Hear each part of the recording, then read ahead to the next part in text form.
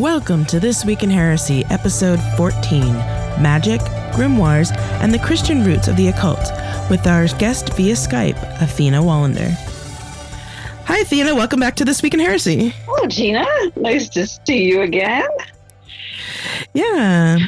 So this time around, we're gonna talk about grimoires and its connection to Christianity, and about the Christian connection to the occult, because I took a course in the spring about the Western esoteric tradition, and it kind of is amazing to me how a lot of people deny the fact that Christianity has a very rich magic tradition.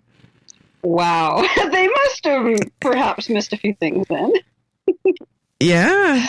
Well, I mean, a lot of people just kind of have blinders on about, what happened in the Middle Ages and the Renaissance with magic and Christianity. That's funny. All the people that I talk to and know, they all complain about too much Christianity in the occult. I don't know. I guess maybe it depends on where you are, because around here it's kind of like, la la la, there is no Christianity in my paganism. No, no, no, no, no. Oh, well, perhaps not in paganism exactly, but in occult and magic, oh, definitely. Yeah. Well, yeah. I've seen a lot of people who are just like, no, I don't want to see that ever. Come on, even like the runic magic and the Greek magic, and over time, as different practitioners, we bring our own religion in, right, are going to mesh and meld it. And there were many, many, many Christians and a few priests, wish I'd brought notes for the names here, who are very, extremely interested in the occult and worked with it extensively. Mm-hmm. Okay, John Dean Edward Kelly's a good example here. Yeah. Well, I think, Isaac Newton was very much into alchemy. And there's a couple popes. And, can you help me on this one, Gina? Who are the popes heavily into the occult? I forgot their names now. Oh, I can't remember. I know somebody will tell us somewhere along the line, I'm sure. I have my stack of books nearby. I was currently reading on some of them that were extensively into it. And come on, who is the best occult library in the world? The Vatican. Right? Absolutely. I would love to wander through the Vatican libraries. Oh my goodness. Yes. I mean, granted, the GTU library actually has a very good occult section and has some stuff in there, and I was just like, oh my god, this is so cool. Right. But I mean, obviously nothing compared to the Vatican.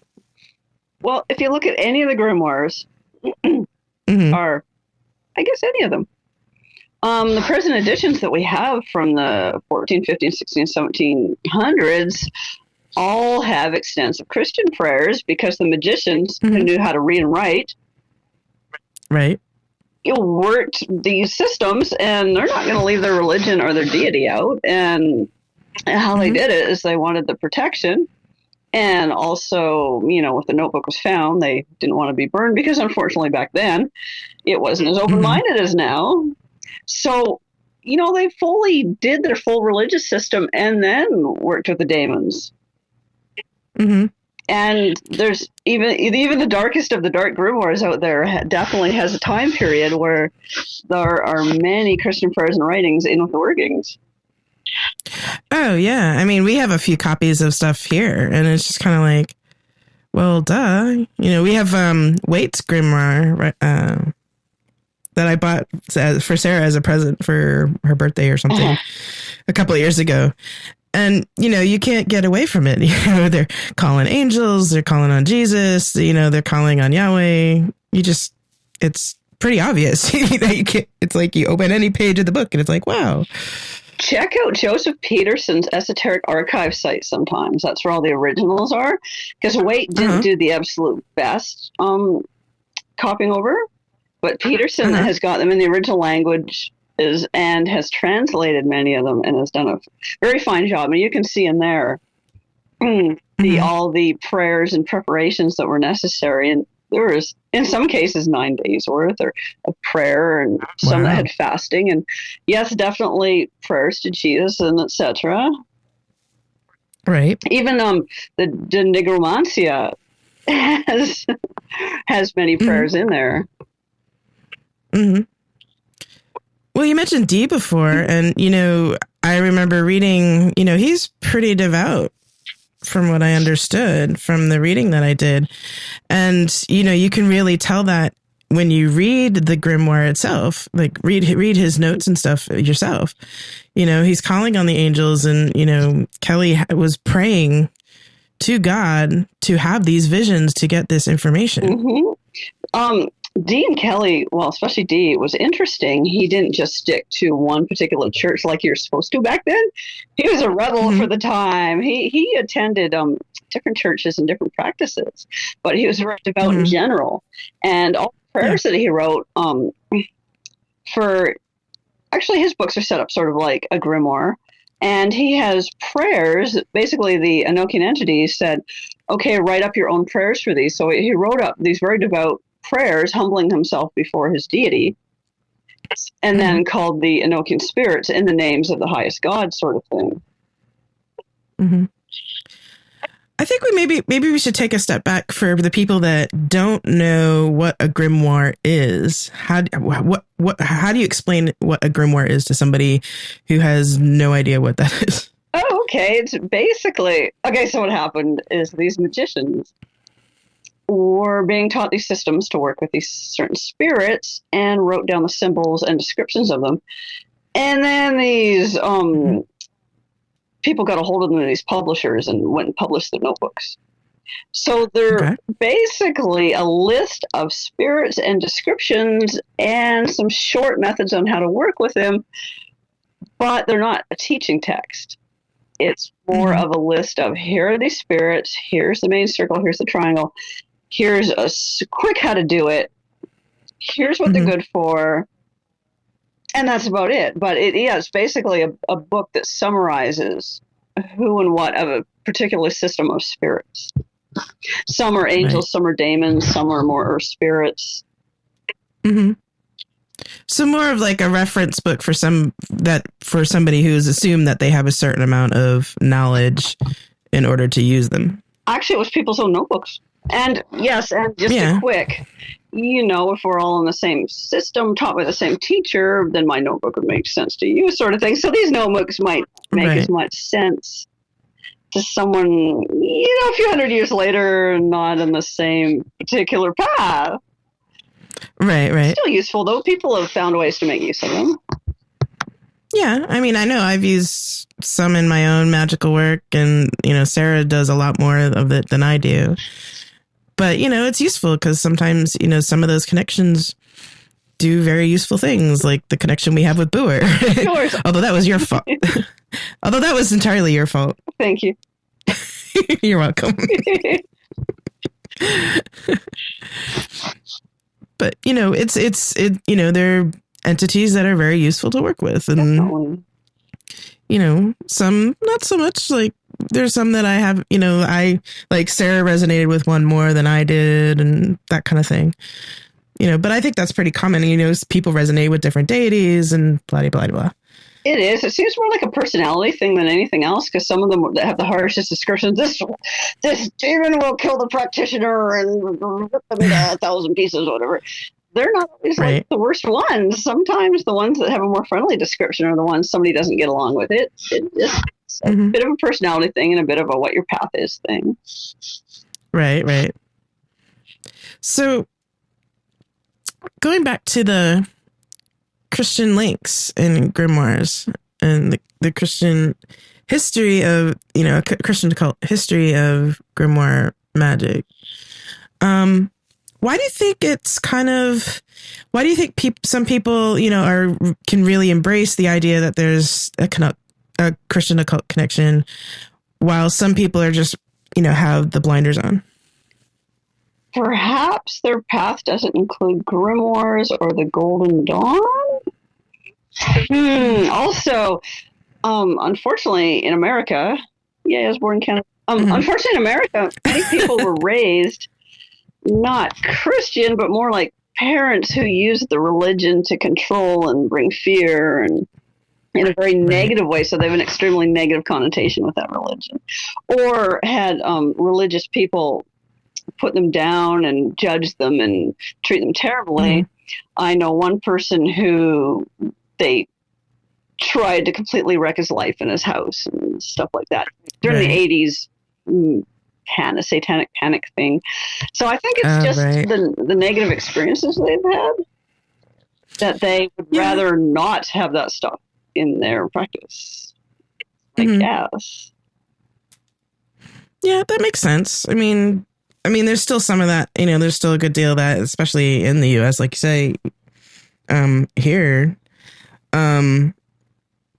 Although it's really funny just how far some people, like, I know in this, like I was mentioning earlier, in this area, there's quite a few people that will be like, oh, well, there's no, paganism is paganism and there's no connection.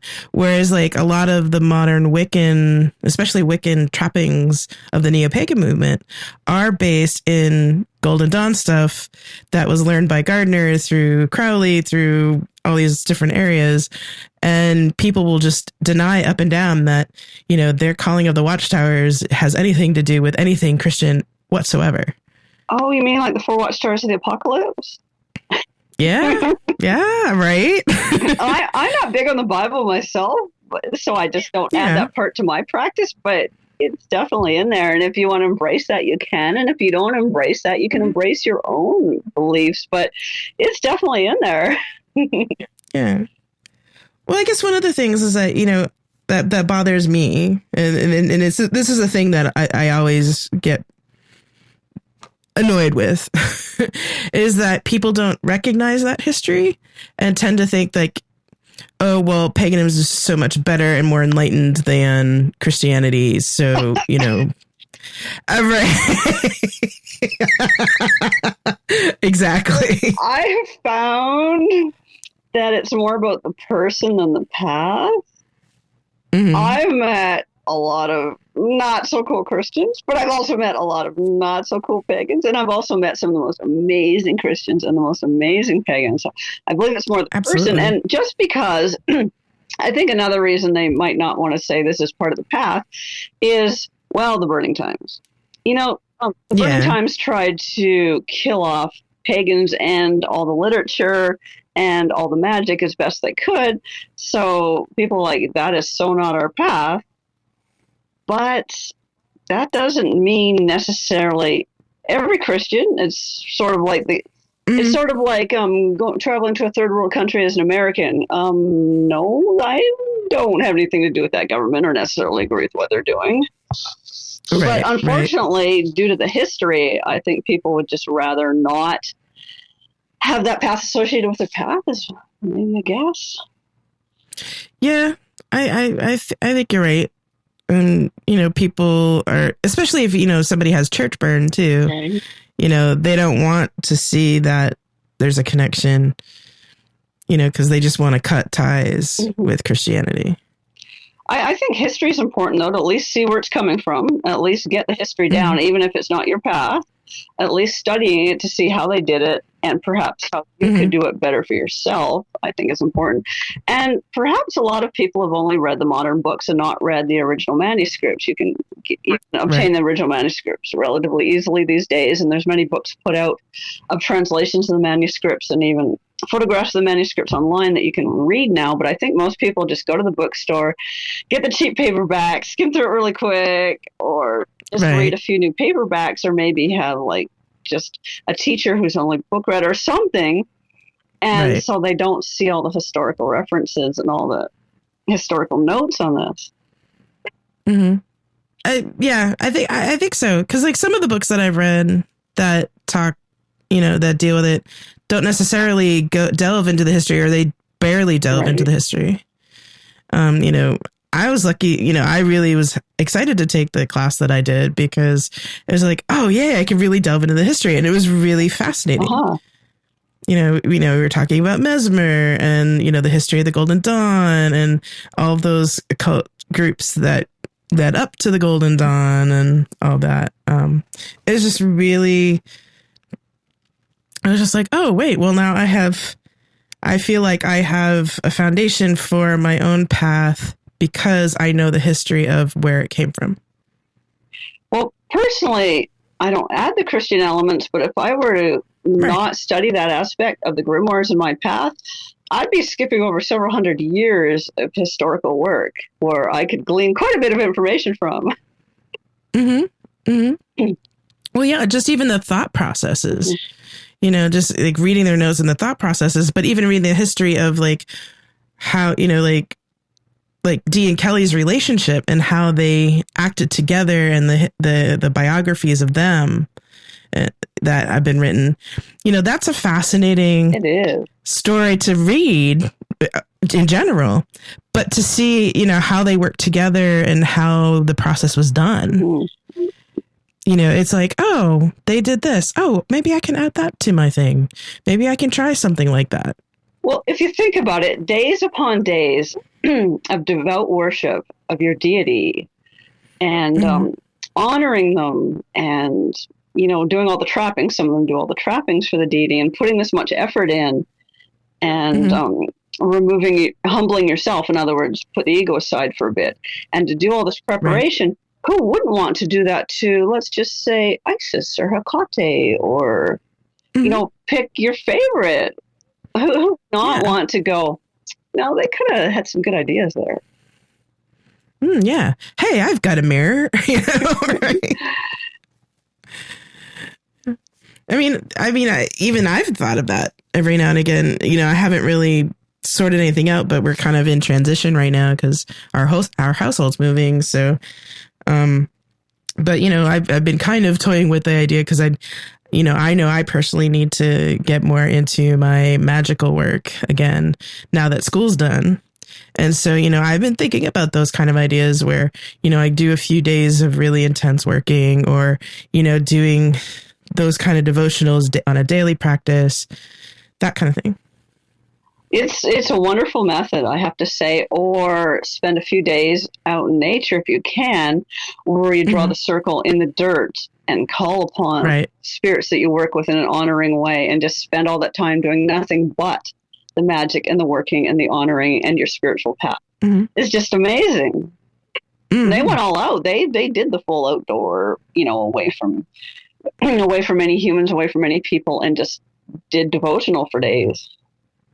What do you think is the most important part of grimoires and working with grimoires and their history? You know, what is the most important thing to know? To know about the history of them? Oh, about the history, and then also, you know, when you're working with them. I guess it's two separate topics, really, but maybe we could start with the history and then go into like working with grimoires. The most important thing about the history, I'd say that they're not necessarily instruction manuals. Like the books today give step 1, step 2, step 1. There's a few steps missing. You just have to work with them and figure it out. And let's see, with the history, the most important part. Not sure on that one. I would say just going through the manuscripts and looking at the actual original sources, I find to be extremely important instead of reading it secondhand. If you can, getting a hold of the manuscripts and just seeing how they worked back then. So, I mean, where do you think people should start if they wanted to really start looking at grimoires and grimoire magic? Joseph Peterson's site. Yeah, of course, my site. We'll have that in the show notes. Obviously, but esotericarchives.com is good. And there's a few books that have been put out, which are translations of a few of the grimoires, and they're pretty good. But I'd say as much as possible, still go with some of the originals from Joseph Peterson's site. He has a CD you can buy that has all of them. Yeah. We'll have a link in the show notes. And he's put out Peterson has put out a few editions himself of, I'm trying to remember, the Verum. Did he write? Yeah, he wrote on the Verum and the Greater Keel Solomon and the Lemegeton. He's done a few. So I definitely recommend him as an extremely good source. So I'd say that would be a very good starting point.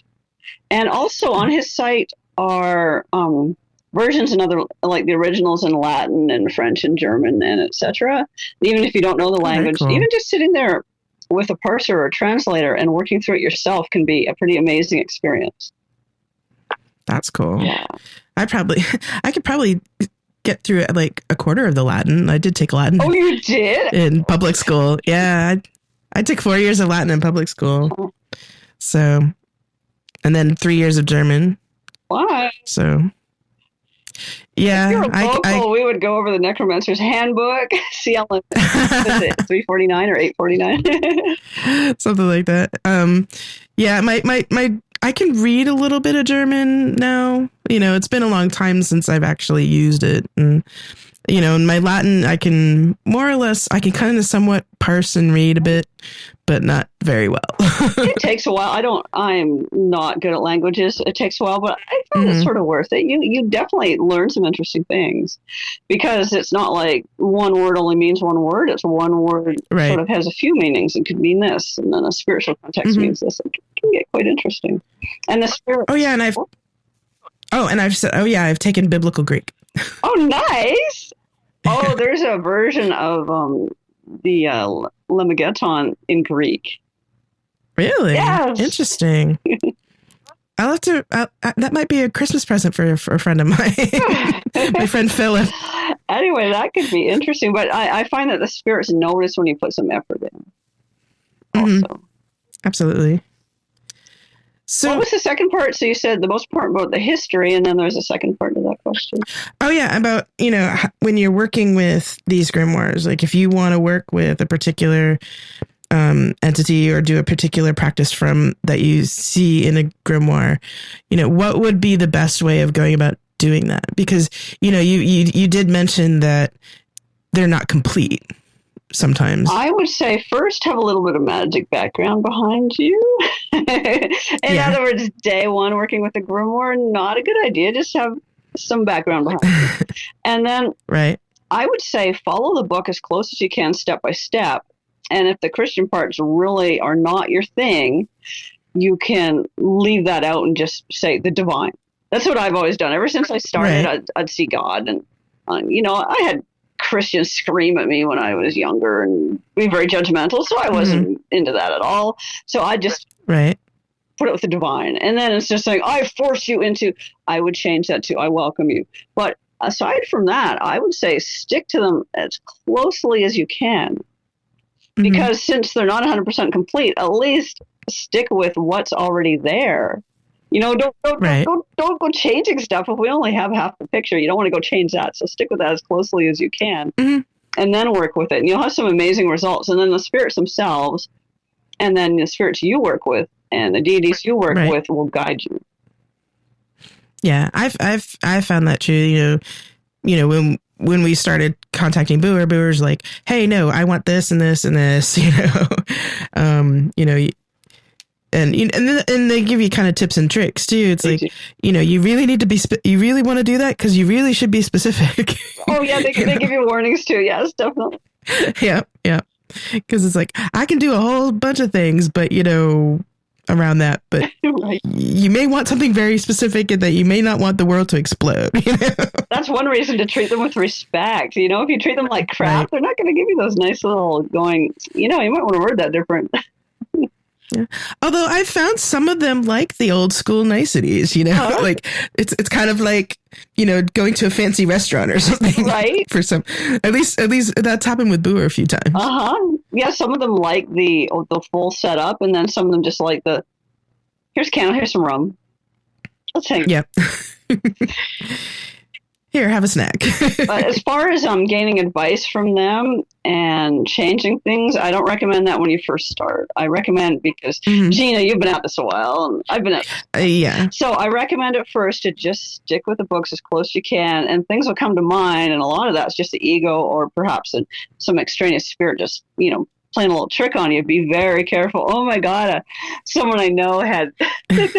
I'm trying to remember the exact thing, but they're like, "And you need to sacrifice like goat. You need to do this. You need to do that." And it wasn't for Vera working. And they were just coming up with, or was it a cat or this some crazy thing? It was just some random spirit came in. Let's mess with the newbies, right? Oh no! And they're all like, "What did they even say?" Then they found out afterwards. Yeah, it was just some trickster thing, but. Yeah, so when you're new, just stick with what's there.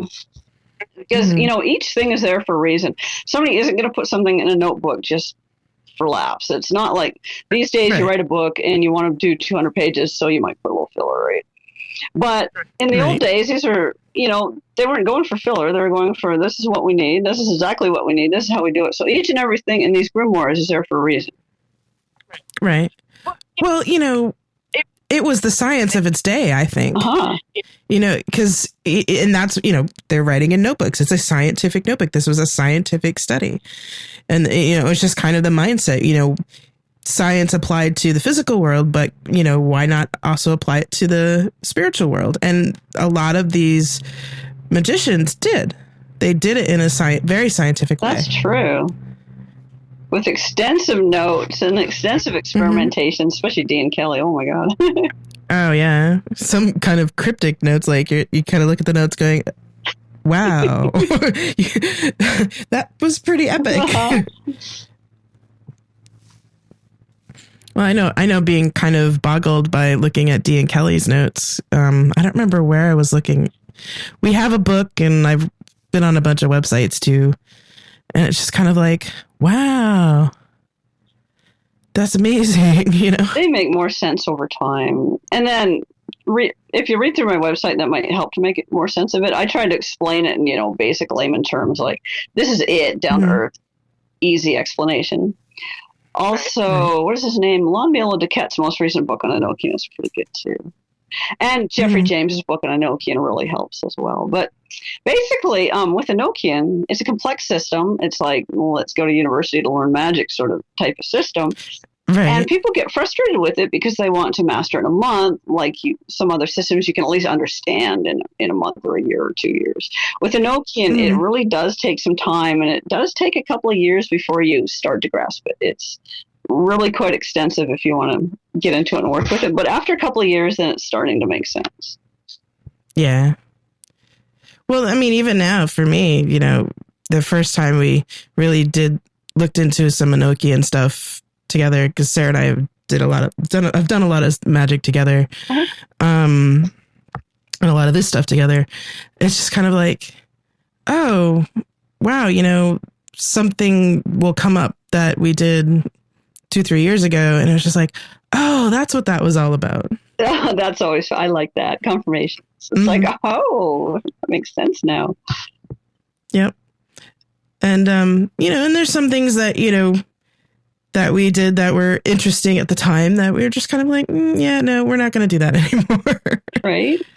Oh, one thing I wanted to bring up was, so magicians, I guess we have already covered this pretty well, but magicians complaining about too much Christian stuff in the grimoires. Ah, right. Well, that doesn't mean you can't work with the grimoire. Like I said, you can either put in the divine or the deity you do work with, but you want some experience before just throwing in random deity names. And you don't want to do like the new deity of the week. You want one you've been working with for a while. Because, for example, Christians, they went to church at least every Sunday. The devout ones did prayers every day. So you don't want to be like, well, I'll use Kali this week, and I'll use Vishnu next week, and I'll use Hokate, and then I'll use some Celtic one, and then I use an African. Yeah, no. Don't go doing the mix and match crap. Just whoever the main one you relate to with, you can ask them for help if they're willing to help with that particular project. Or divine is always good. I have not ever had a time in magic where I couldn't just substitute any old name for divine. Yeah. I mean, we do that all the time, but there's some people that really get bent out of shape about that. Like, no, you can't change it, or no, you can't use this deity because because of this, that, the other. And it's kind of like, well, if you've been working with the deity and you know your deity as well as you can, or even if it's a new deity, if you spend time working with that deity for a while before you start whatever it is you're going to do from the grimoires. That's the key point. Get a Ricky relationship going first, and the deity isn't like, he called me why? Oh, I just met you 5 minutes ago. You want me to do what? Well, I guess a lot of people sometimes don't think of working with deities the way we do as a relationship. And I always tend to think of it, okay, maybe it comes from my poly background as far as this goes, because it's like, I have these relationships, and I have a very poly relationship with a bunch of deities. Right. And so, I think of them as relationships. And it's really interesting because at my church, there are a lot of people that talk about Jesus in this way, that they have a relationship with God or with Jesus. And it's like, well, in that relationship, you need to get to know that deity before you start doing things with them or they do things for you. I think so. Well, I've noticed that a lot of magicians and books will use deities sort of like spell components. Like, okay, use the color red and you vibrate this name and you do this and do that, and that's it. And they don't actually create a working relationship or talk with the deity or receive teachings from the deity or meditate or do altar work with the deity. And I think that really helps. If that's really not your thing, whatever, but I do feel that really helps with the grimoires and magic in general. And I've actually met magicians who've been at it over 10 years and never actually gotten to know the deities that they vibrate the names of whenever they do ritual every day. It's like, what? But it's so much stronger. Yeah. Yeah. I mean, it's just kind of like any in-person relationship, if you want to work with somebody like in a professional capacity or in an artistic capacity, having a good relationship with them is going to make the work that much better. I think so. And then for the magicians who are more along the atheist lines, well, then it doesn't really matter, does it? Just use the names in there, right? If you're an atheist, why would it matter? But you can also, like you said, the divine, or, you could substitute however that looks for you. So if you're an atheist, if science works for you, maybe you could put in science, whatever works. Some people use their own names. I don't know how that works. I haven't seen those workings, but that's how some people go about it. Interesting. And it works for them, yeah. Hey, if it works, right? That's kind of the way we roll. Well, sometimes you have to kind of grow your own as far as, working with any particular magical system. Sometimes eventually, you get used to how the words of the system roll. And sometimes you want to do something specific and you have to roll your own. Not the first 2 years, though, in my opinion. I've seen some disasters happen when people do that too early on. It can be really bad and lead to troubles later on and lots of troubles. But after that, and then asking for advice from elders or experienced magicians, but, just carefully and slowly exploring some new territory is always good. Well, yeah, it's always good to kind of refresh the magical pipe, so as it were. We do things a little more fast, but we're kind of, witchy in that way. We just kind of like do, and if it doesn't work, and we're like, oh, well, maybe that wasn't such a good idea. I mean, we try to make an educated guess as best we can, and do our reading and do some research before doing something. But, we generally kind of like, okay, let's do this. With the grimoires, I advise caution, though. They are a little, they're kind of like the advanced magic kind of stuff. Of course, that's why everybody wants to jump into them. It's like, oh, the advanced spooky stuff. Well, I think from my experience, it's been kind of mixed on the grimoire thing. Like, there are people that are like, wow, this is so cool. Let's do it. Yay. And then there's some people like, oh my God, no. I know, right? And we're like experienced magicians. That is evil. No, that is dangerous. Do not ever work with these. Very, very dangerous.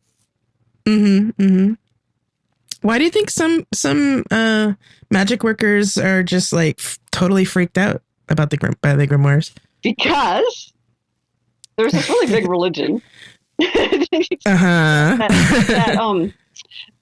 during the not so open-minded times of their teachings, said that all demons are evil and going to possess us and horrible things. And then the parents and preachers, because not all preachers are awesome, of these people also said Satan evil, demons evil, magic evil, this all horde evil, you're going to go to hell, whatever. And somehow that's just stuck in their subconscious or fear system. I actually see that a lot. There's just so much fear. Even I've met some very experienced magicians, even some who work the left-hand path, who still have a lot of fear. Like, you work without a circle? They're terrified. And oh my God. And I invite them over. I'm like, okay, go to work on Friday night. And they're like, you're using a circle. No, you know me, I don't. And they're just terrified. Now, caution's good, but that much fear is not good. Yeah.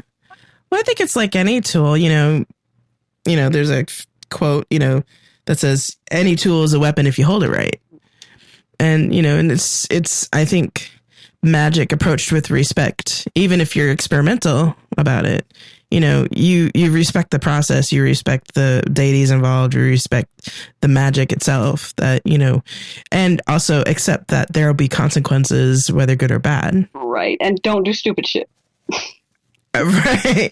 Well, I think that goes with the consequences, because, what we usually teach is when we teach about cursing and doing magic against people, which, there's a lot of the same arg-eek about that too, among magicians and in the witchy communities. We teach that, we teach how to do it, but we say, listen, you have to be prepared in your heart of hearts to take the consequences of whatever action you do, right, whether it's good or bad. Because, if you believe that you are fully right and justified in what you're doing, then, and you are willing to accept the full consequences of whatever happens with the magic that you unleash, then okay. But you have to be willing to accept that. And if you can't say yes to that, at least that's the way we say it. If you're not really able to say yes to that, then maybe you should rethink what you're going to do. Right. And not doing it ego-based would be good if you can manage. Right. Usually when I do that kind of stuff, I always leave an out for the people too. If their attitude changes towards whatever, right, then this will stop. That makes more sense. And actually, one thing I found that's the worst thing for magicians ever is regrets. Oh, yeah. It's not even karma or threefold law or any of those. It's their own regrets. I've known people who regret a curse they did like for the rest of their lives. It's horrible. Yeah. I mean, there's a couple of things that I've done, and most of that was with my old teacher who was abusive. So that's kind of colors the whole thing. Right. That I know that maybe it shouldn't have been done. Well, making up or forgiving yourself is always good after that, because everybody makes mistakes, right? We're human. Yeah. But true. And I have since. It's just kind of like now I use it as a teaching tool. Right. It's like, all right, you know what? Right. Don't do this. And if you're going around cursing people like every week, you might have a little bit of inner work that you need to look at. Yeah. Well, it's not like we haven't, been on the receiving end of that kind of stuff ourselves. Right. Especially with some of the gender work that we've been doing at Pecan, we've got it from certain quarters, and it's just kind of like, why are you wasting time on this energy towards us? It's kind of like, we're just telling the truth here. Right. That's sort of funny. That would go into the category of more inner work needed, I think. I think you're right. Yeah. Like go after your local rapist instead or something. I don't know. Yeah. I mean, even Starhawk has an example of that in her book, about in the Spiral Dance. She actually talks about that, where they were doing magic against a serial killer, I think it was, or a rapist, something like that. It was pretty brutal.